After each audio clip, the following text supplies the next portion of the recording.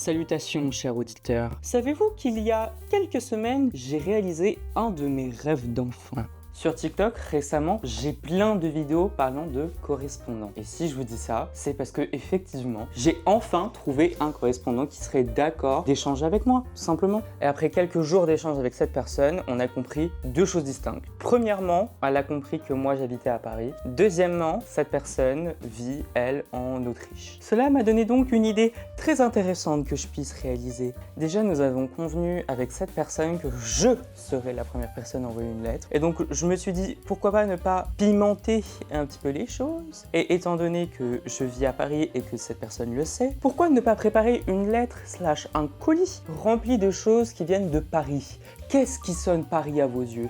Les bérets, les carnets ou encore par exemple les broches qui sont en forme de coque. Et donc j'ai décidé dans ce colis d'envoyer 3 choses en plus de la lettre qui fassent penser à Paris pour prouver que je suis parisien. Alors la seule condition que je me suis posée, c'est aucune nourriture, parce que j'ai peur que le temps de trajet rende la nourriture avariée ou plein de choses comme ça. Mais j'ai déjà des petites idées. J'ai demandé à mon ami ChatGPT à quoi il pensait quand il pensait à la ville de Paris. Et bien tout simplement, il m'a donné des détails et moi je vais inclure ces détails, ces petits cadeaux dans mon colis pour cette personne. Mais vous vous doutez bien que tous ces petits cadeaux, moi je ne les ai pas chez moi. Du coup, on va à Paris!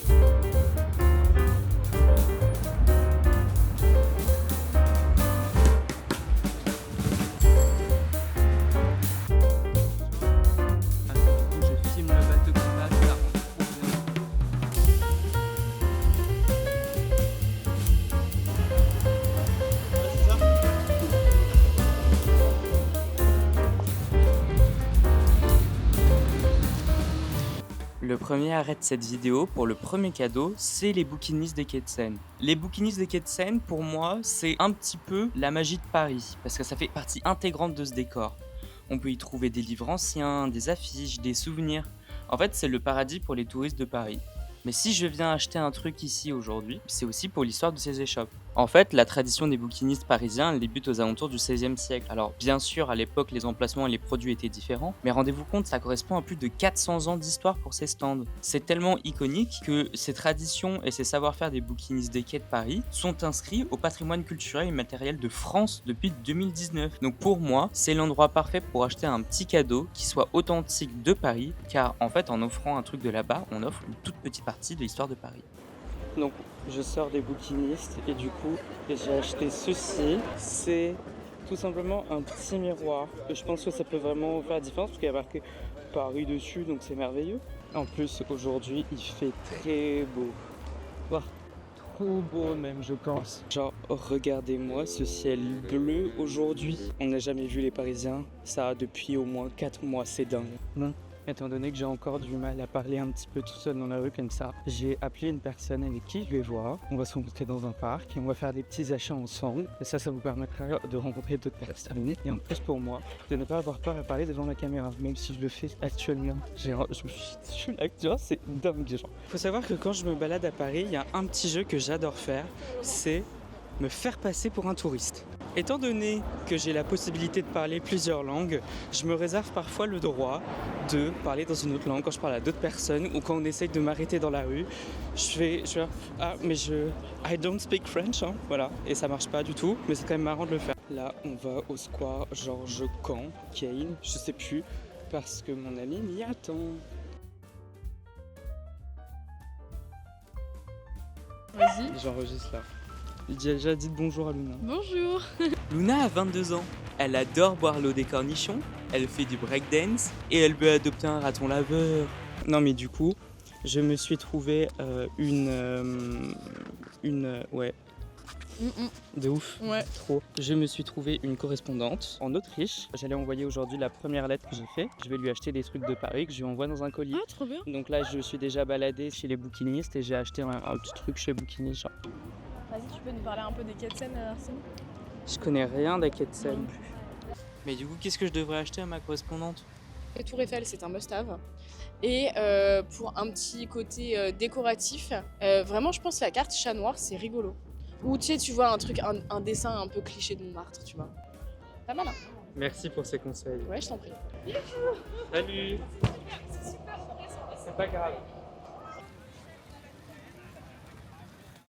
Bon, je suis revenu de Paris. J'ai enfin acheté tout ce que je voulais. Alors, mais qu'est-ce que je vais offrir? Je vais vous montrer.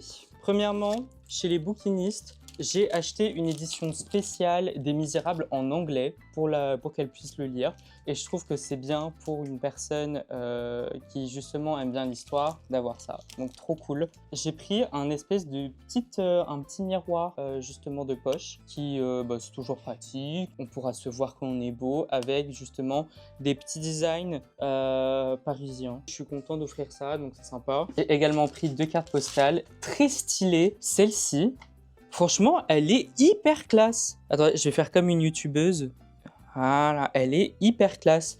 Et en fait, elle est tellement belle que j'en ai pris une pour moi, parce que j'avais envie d'avoir un truc un peu stylé. Et enfin, je suis partie dans un stand où ils vendaient des porte-clés Tour Eiffel, comme Luna l'a dit. J'ai pris 3 porte-monnaies. Voici le premier, avec marqué Paris, etc.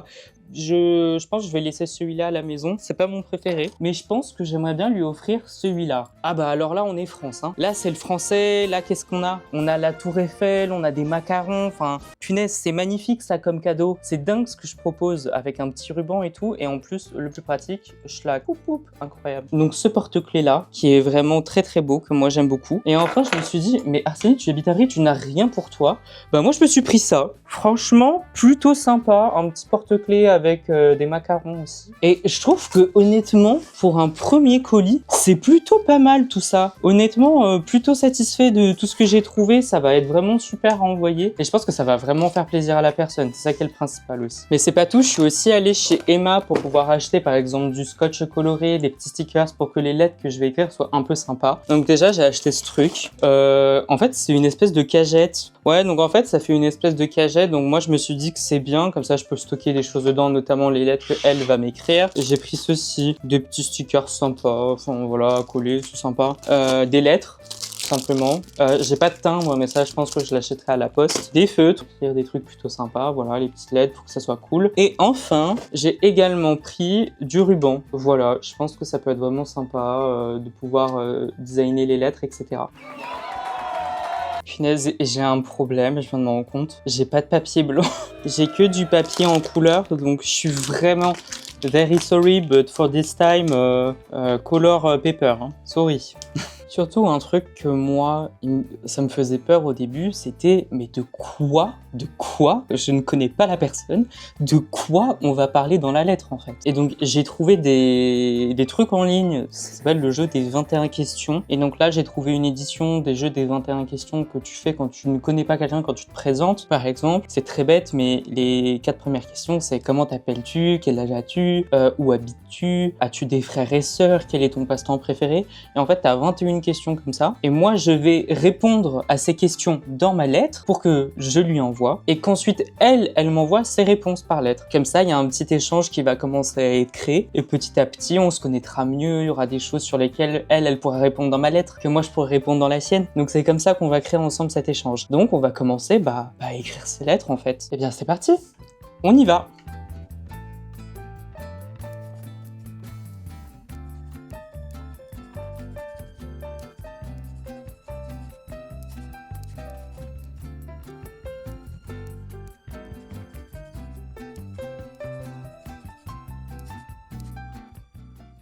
Bon, j'ai terminé enfin d'écrire ma lettre. Elle fait 8 pages. 8 pages. J'ai écrit 8 pages. Enfin non, 8 pages techniquement. C'est beaucoup, hein. J'espère que la personne va répondre. Parce que si elle ne répond pas après tous les efforts que j'ai faits, je serai pas content. J'ai ton adresse, hein. J'ai ton adresse, attention à toi, t'as intérêt de me répondre. Voilà, je suis content, enfin, j'ai terminé la lettre et tout, je vais enfin pouvoir faire l'effort d'envoyer, ça va être trop bien, genre. J'ai plus qu'à préparer mon colis et l'envoyer du coup à la poste. Donc on va faire ça, c'est parti. Bon allez, j'espère que ça rentre. Voilà. Et voilà, magnifique, magnifique. Elle est géniale, non?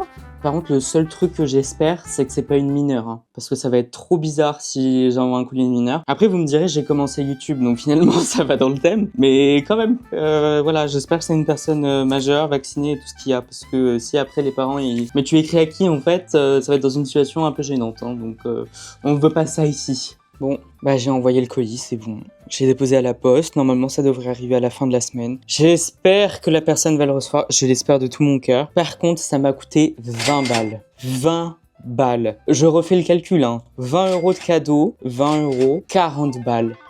Ce colis m'a coûté 40 balles au total, alors j'espère que tu vas répondre.